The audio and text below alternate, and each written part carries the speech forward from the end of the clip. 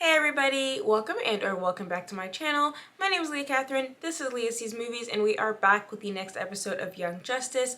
Last week we met another scarab holder, another Martian whose name I'm absolutely not going to pretend to remember, who has taken full control of his scarab. He might be this new mentor figure for Jaime. We found out that Lex Luthor and the Reach are working together to add some kind of additive to the human food supply chain. I'm assuming to activate the metagene in some way to prime their little cattle for optimal superpower growth, something like that. It makes sense. I'm assuming we're going to see a bit more of their plan as time goes on.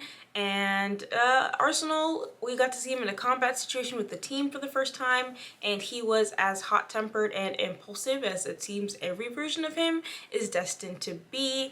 And yeah, I think we're just gonna continue to see how the Reach expands their operations, how they theoretically continue to turn humanity and Earth's governments against the Justice League, and I'm really looking forward to it because I think it's petty and I think it's fun. Yeah, so with that, I'm going to stop talking. Let's get started.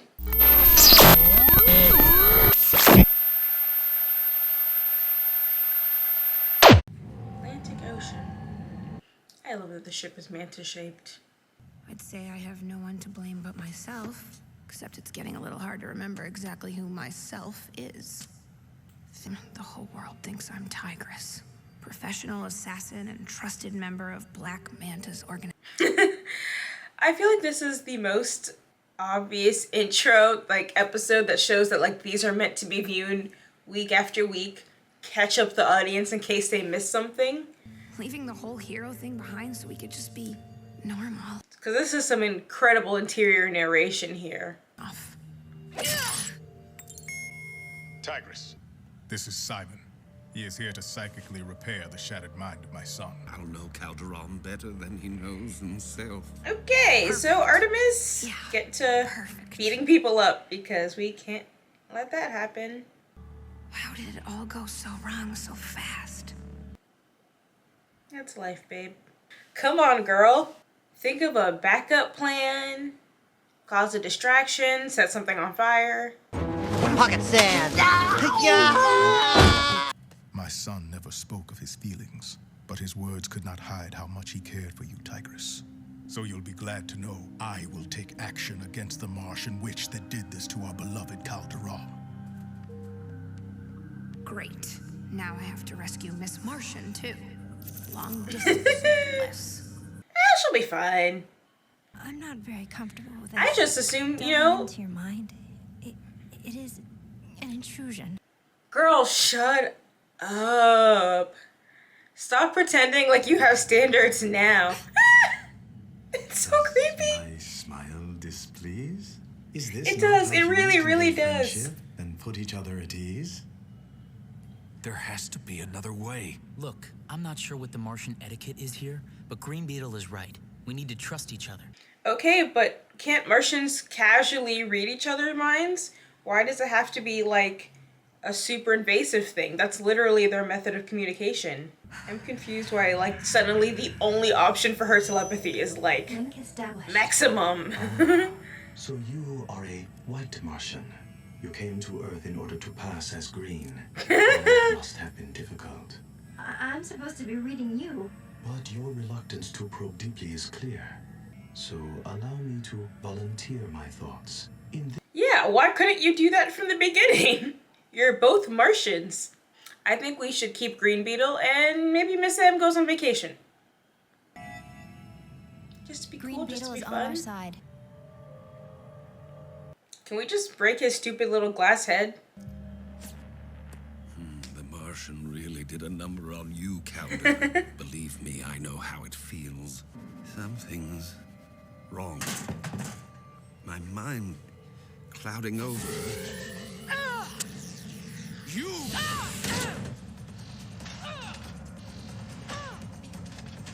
Oh my gosh. Well, the good news is Manta's gonna think that you're betraying him if you're attacking. Your Artemis and the drug simulates catatonia. Oh, okay, well. Is it possible Miss Martian left some kind of telepathic virus in Kelder's mind? Nice bullshit. Miss Martian herself. It's our only recourse. We'll force her to cure Calder. Yes, you'll take Deathstroke. Perfect. That's not good for her, but I'm into it. Also, I appreciate that Black Manta is trying to be a good father. Like, he seems to be genuinely concerned. Absolutely not. When sipping, you'll understand. I know. Our friends have come from far beyond. It sounds like Wally. Quench your thirst while we all bond. Don't wait, reach for a reach. It's like, hi, we're aliens. We're here to share our knowledge and all our whatever, and also we're selling Powerade. Like, that's not weird to anyone. Taken over generations, they will slowly addict the entire population to reach and make the people of Earth placid. Okay, this is Supernatural. This is season 7 of Supernatural, guys. As they say on your world, all cards must be off the table. On the My table. dude is shaped like a praying mantis. It really bothers me that we call him Green Beetle. I get it. Other mantises, but he's shaped like a praying mantis. My scarab informs me that the additive also contains a mitochondrial marker, which works as a metagene tracer, allowing the Reach to identify and isolate potential superpowered individuals. Can't we How go does it public with help this? as a Pass tracer, around to though? Captain Adam, but the Like- League's credibility is at a record low right now. My theory was it was going to somehow encourage the gene, but how does it work to trace them? Like, I will find a place near Taos and attempt to blend in. So, Angelfish, could we go somewhere private to talk? this show is a series of people in relationships they don't actually want to be in. Hermano, the night is young. The night is over, Ese. How about we meet up first thing in the morning? You know, like noonish. Sounds crash. That is also my definition of first thing in the morning, so I really respect that. Lagoon Boy, B18. How are you grown and you're called Lagoon Boy? Like, I don't know how old he is in Atlantean years, but... What's going on between you and Connor? Well, this is awkward. But we have pressing business with the Martian. It's me, McGann, and I'm here to kidnap you. What? Girl, just go with it, you loser. I need you to make this abduction look good.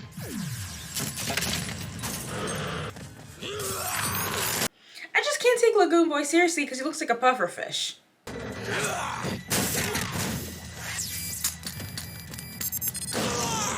And like, he looks like a pufferfish that skips leg day. Like, look at those little teeny weeny little legs. Now that leg doesn't look good. Though I hate Make to a see joke about poor sushi. animals suffer. Okay, that was in poor taste. I'm sorry.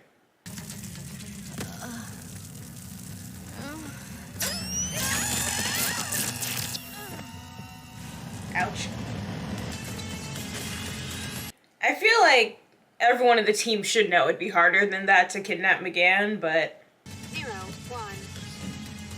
Oh, well, if Nightwing knows who kidnapped her, then it's fine. And it seems to have no interest in the Reach. But what if that changes? You fear it will take full command, transforming you into a weapon for the Reach. I actually really like his human design, because a lot of the characters tend to look a little samey. He has, like, the body shape, the very kind of skeletal facial structure. I like that it mimics his alien form. I used my natural shape-shifting abilities to reach inside my scarab and ensure it could never take control. Too bad you can't reach inside my scarab. The procedure would put your life in grave danger. What part Same of as trying before. anything did you not understand? You are here to psychically repair the damage you have done.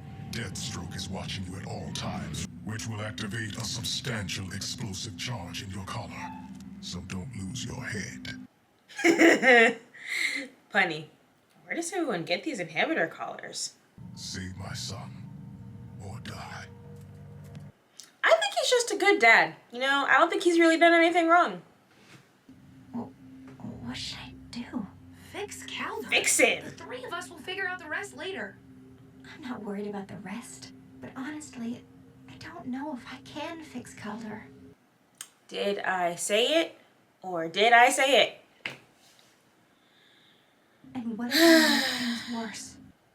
Blah, blah, blah. Everything's about you. Then take me with you. He won't perceive me as a threat. Artemis! You're not underwater. This isn't real. But if you allow the illusions to hurt you here, your mind could suffer real damage. Right. It's all in my head. Well, Calder's head. Calder's very messed up head. Can you just telekinetically fix his brain Atlantis and then he'll be okay? Aw, Tula's the defender of his mind. Which again would mean more if I knew anything about her, but besides his ex-girlfriend. Why isn't he rescuing her? I know you. I'm holding you down to this but bed. Do you really hate her that much? You have no idea what I feel for her. You're right. Because I would never abandon her to Calder and his flunkies. Because that's who took her. Enough! I'm not supposed to tell you. To tell anyone. But wait, are you actually gonna tell? A traitor. Boring. Aqualad has been on a deep cover mission for months. Really? We're telling them just because they have McGann? Who cares? Artemis is Tigress. I truly don't care if Lagoon Boy's mad for a day or two. Why am I only hearing this now? Because you're not relevant, dude. Neptune's beard! I tried to tear Calder limb from limb! Wow. Nightwing's our leader. We put our trust in him. I'm sure he didn't keep this from us. From all of us. Maybe Superboy just hasn't talked in a few episodes, but I'm like, I feel like his voice dropped like 2 octaves. I'm like, damn, whose voice is that? It's deep all of a sudden. No idea what your secrets have done to us. What does that mean? McGann believed Calder had killed Artemis. So when she found him on the Reach ship, she fried his brain. That's gotta be why Artemis grabbed her. To try and save Calder's broken mind. Also the fact that she didn't tell anyone about this. So Manta may just kill her and kill Tigress if she blows her cover trying to save her.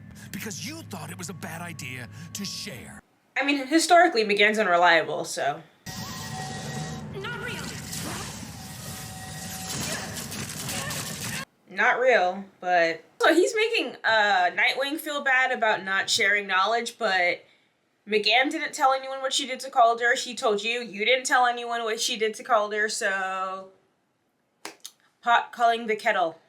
We're here, both of us, to help Calder.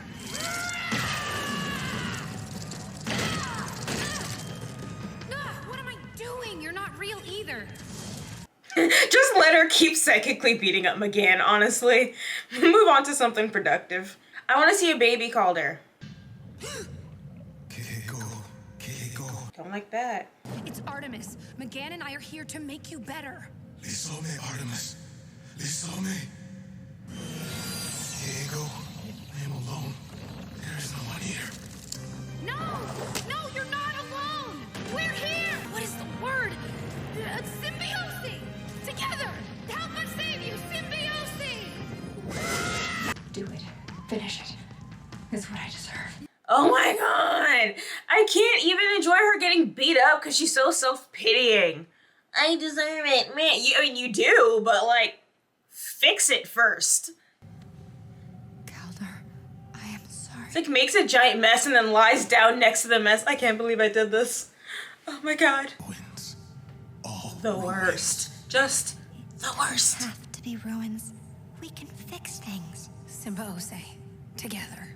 I know her pronunciation is terrible. Yeah, so I was right. Just gotta fix mental Atlantis. This will take days, maybe weeks. Father. Meaning you're having second thoughts about killing her? Oh, of course not. He's like, I'm definitely gonna kill her. Then she dies. Perfect. I mean, we kind of knew that was gonna happen. It's better than Simon. Whoa, Greenie, you're totally up in my buddy Blue's grill. Now back off, or nothing. He did it. He fixed me. Great. What does that mean? I don't. It's silent. I'm in control now. 100%. His eyes are creepily open. And you look not excited about that. Oh, that's the freaking end of the episode? It said Impulse lead singer.